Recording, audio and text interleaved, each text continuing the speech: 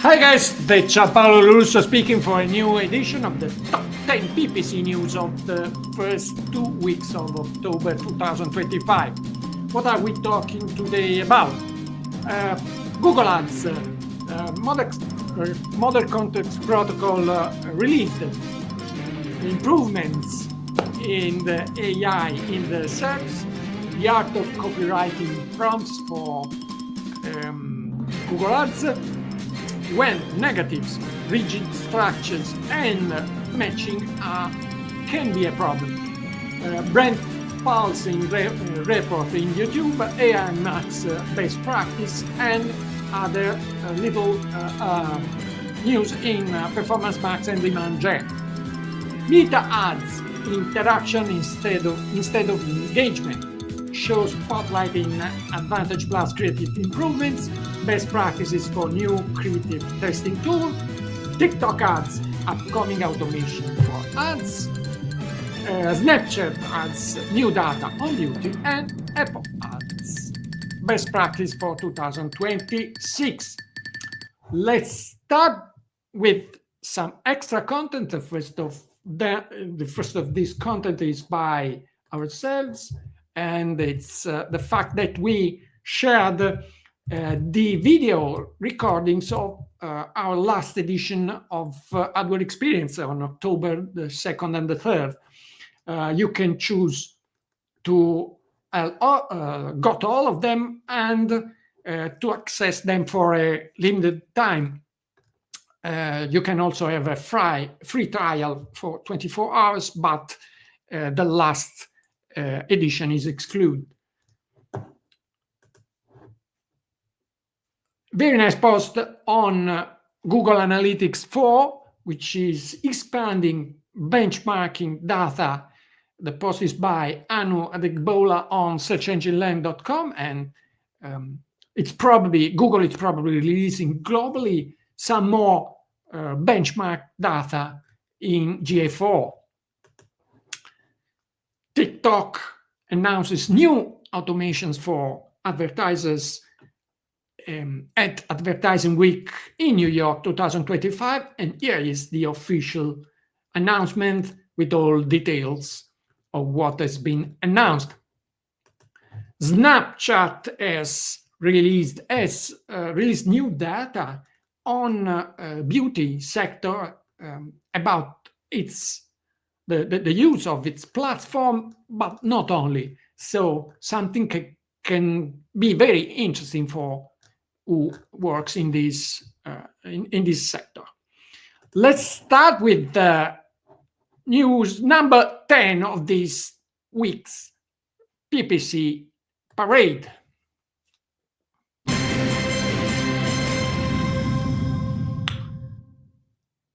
Very nice post by Dee Poole on searchengineland.com. She's recapping all the main characteristics, features of Apple Ads, the growing ad infrastructure of Apple, and in the perspective of using it in 2026. News number 9.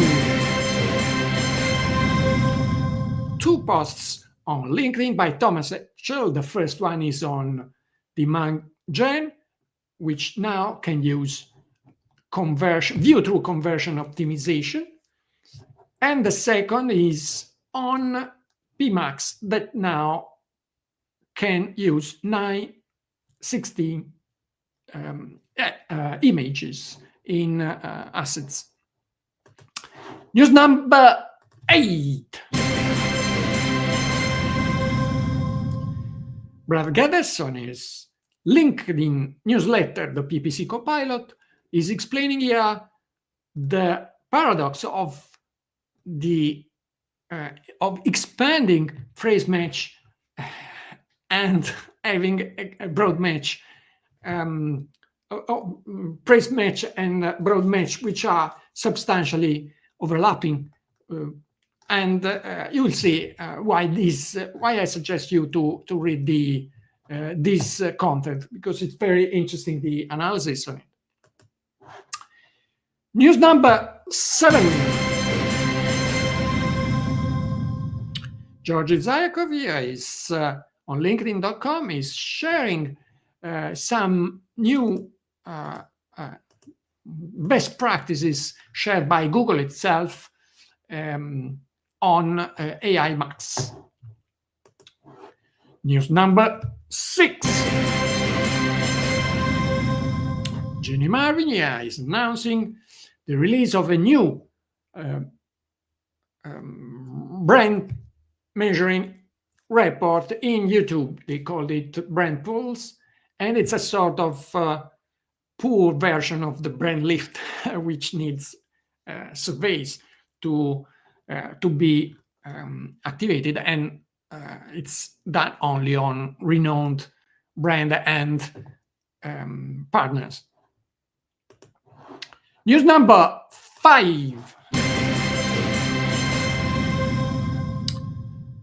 Nice article by Jason Tabling on searchengineland.com on how to get the maximum out of AI tools when you need ads copywriting. And he's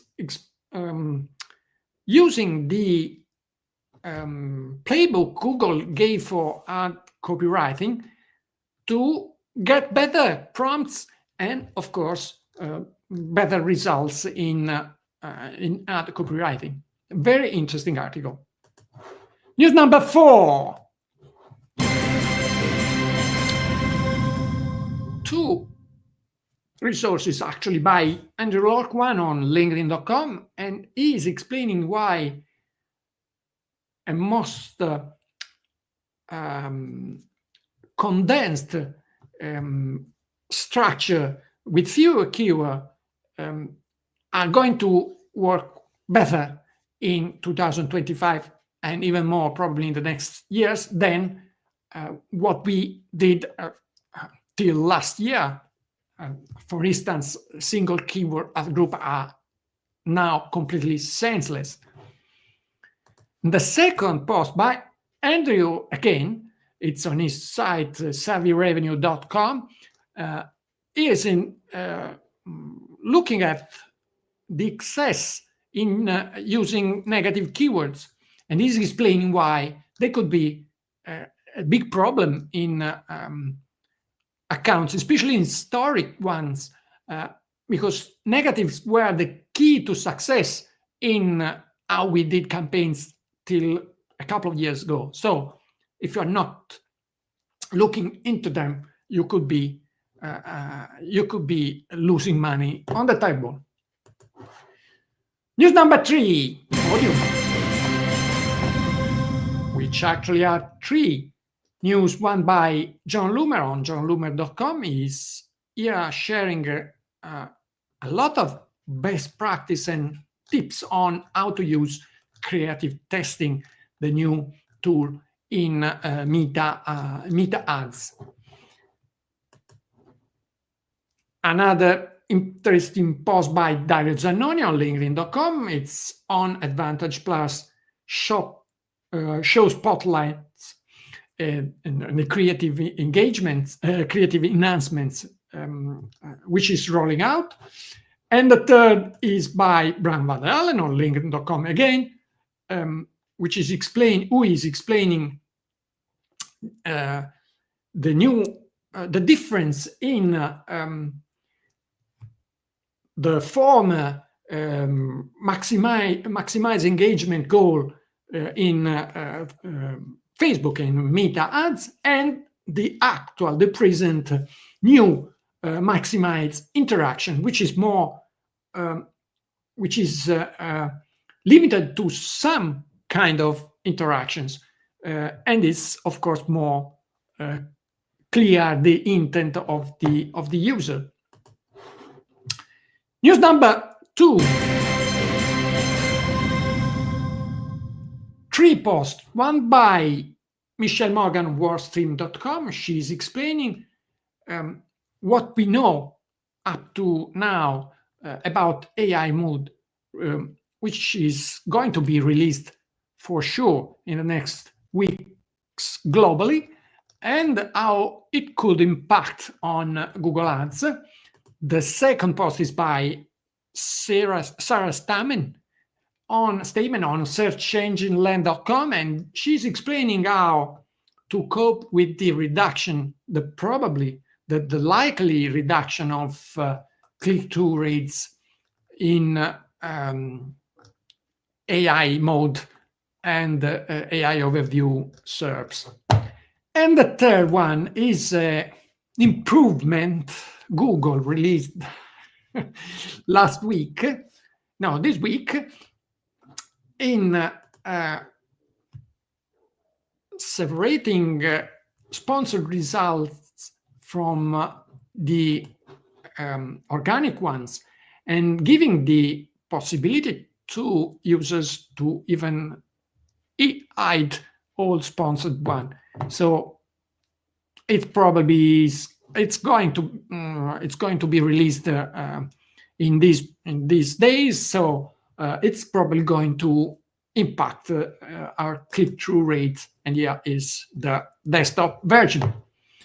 But the most important piece of news in these 2 weeks, in my opinion, is the release of a model context protocol server by Google Ads. Why it's important? Because in this way you can have all AI tools using MCP to query directly Google Ads servers without any third-party tools between. And this of course will open a lot of opportunities in using AI with Google Ads.